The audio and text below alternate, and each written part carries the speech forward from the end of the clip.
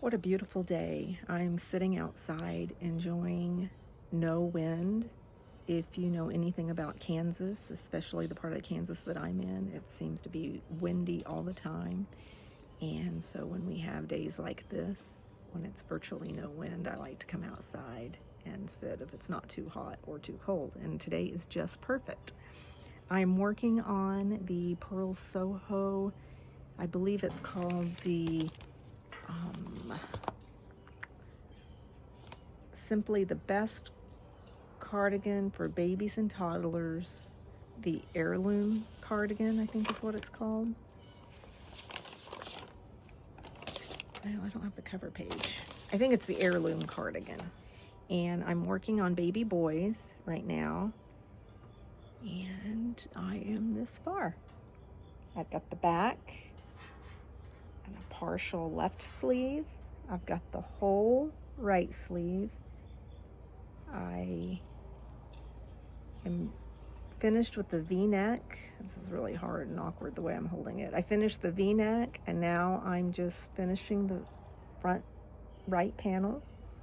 Then I will attach yarn over here on these held stitches.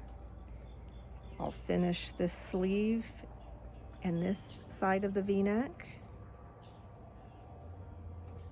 and then the front panel, and then I sew it together, and I'm done with baby boys. The little girl's cardigan is in the car. I'm heading back to Kansas City later, and I tried to get everything loaded up. I grabbed this real quick so I could work on it while I'm waiting out here in this beautiful weather. And the little girls, I have gotten to the point where I have put stitches on hold. I've bound off for the neck, and I have done a few rows. I think I've done probably 6 rows of the V-neck, and then I was going to have to change the yarn to get a new ball because I'm almost out of yarn. So I put that away and started working on baby boys. So I'm pretty excited the way it's turning out. Let me show you my little stitch marker that I'm using. It's a little heavy, and it really isn't meant to be a stitch marker. I just saw it and I thought it was really cute, so I got it to use as a stitch marker. But look at this little teddy bear. Isn't he sweet? So that shows me that this is the right side. And then I picked these up in Kansas City at a cute little yarn shop called the Yarn Social. It's near the Plaza, which is one of my favorite places. It's off of State Line Road. I don't remember the address, but the name of it is Yarn Social. And I picked up these cute little mushroom stitch markers. They came in green and yellow on a cute little pin. So I thought those were just sweet. And so I've used those a little bit. And then I did make an order, and it is at my apartment waiting for me. I ordered some more knitting needles. It's another interchangeable set.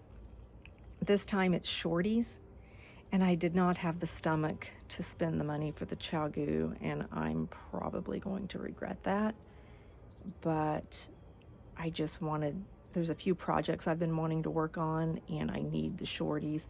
I want to try my hand at socks, number one. I don't have a sock pattern, so if you have a favorite sock pattern, let me know. Something for the first time sock knitter, since I've never done one before. But there's a couple of patterns that I do have. I have Leslie Friend, a friend to knit with. I have her arm warmer pattern.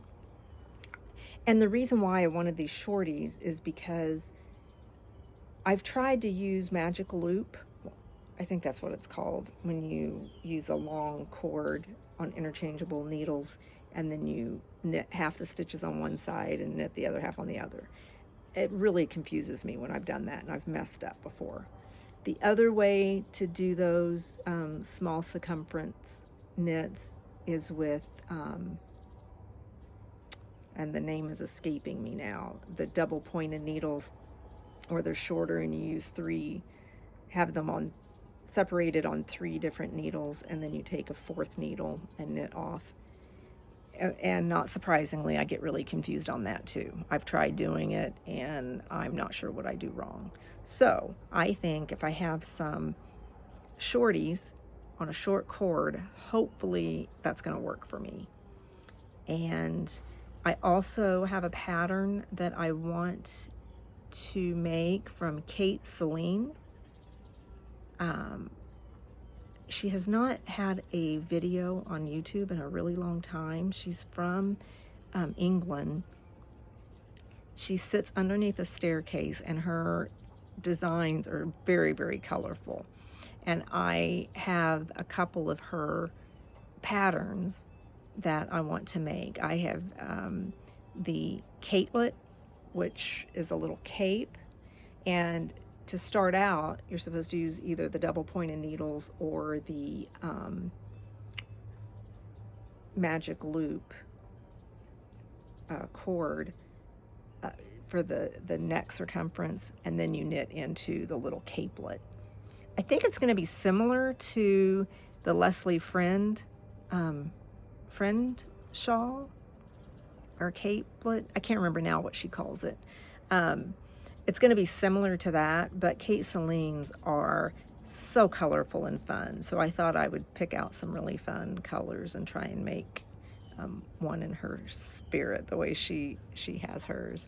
And then I think I also have a little mushroom hat of hers that I'm going to try and knit for a baby. And then I think some mushroom mittens. It's two different little things, but to do any of those I need a smaller circumference on my interchangeable needle cord.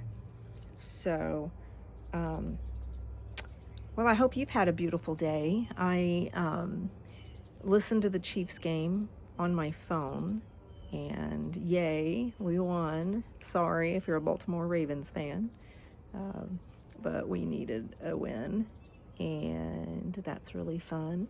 Another fun thing, this is really exciting, Taylor Swift's album, The Life of a Showgirl, is going to be coming out this week, and I have been a Taylor Swift fan for years. When she first came out as a young girl, I just thought her writing, I like to write poetry and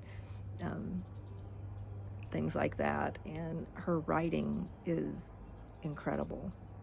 And so when she and Travis Kelce of the Kansas City Chiefs started dating, my romantic heart is thrilled. I am giddy with excitement, and it's just really fun for me. So it's kind of fun when you know that you like somebody's writing and you like their music, that I am on the precipice of having at least one favorite song. I hope. I'm pretty sure I will. Almost every album of hers, I listen to the whole album, and I usually wind up liking all of the songs, but there's usually, on other people's music, I can always find one song that I connect to. So it's kind of exciting to think that a new song is going to be playing in my head here pretty quick. And so that's really fun. I do have a fun little story about Taylor Swift. I have 3 daughters. One daughter went to Kansas State University, which is in Manhattan, Kansas. And then 2 of my 2 youngest daughters went to the University of Kansas, which is in Lawrence, Kansas. And my youngest daughter was friends when she was in school with a girl named Abigail. And Abigail, you might know her from Taylor Swift's song 15. And if you don't, go listen to the song. And if you are anybody that has fallen in love at 15, or just go listen to that song if you haven't. it always makes me cry. The words just really speak to me. When you're 15, somebody tells you that they love you, you're going to believe them. And I don't know why I'm getting so emotional over that. It just hits home for me. And anyway, so my youngest daughter and Abigail were friends, and they were in the same class. But I think they weren't sitting together or anything, but this is when Taylor first came out. I'm trying to think of how old they would have been. My daughters were early, like Katie was a freshman. So Taylor wanted to see what college life was like, and so she came to Lawrence and went to a few of the classes with Abigail, and one of the ones was a class that my youngest daughter was in. And I remember she called my middle daughter and just said, hey, whatever class you're in, Taylor Swift's going to be in my class, so get over here quick. So although I never condone this, my middle daughter skipped her class and ran to my other daughter's lecture hall and went in so she could see Taylor Swift. And that's pretty fun. Another funny thing about Taylor Swift, my middle daughter, back in the day when she was in college around this time, she and Taylor Swift look a lot alike. They're both taller girls with long blonde hair and a slender face. And when my middle daughter was going to school in Lawrence, and after Taylor had gone to Lawrence a few times, whenever my daughter would go down the main street, which is called Massachusetts Street, if you're not familiar with Lawrence, Kansas, but she would walk down the street and she would get people all the time thinking she was Taylor Swift, and that was pretty funny. But anyway, I know there's some people that aren't a fan of hers, but if you're not a fan of her music, at least you can be a fan of her kindness and her generosity to people and her true kindness. She's not just doing it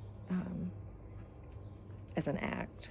She is somebody that I think girls can look up to.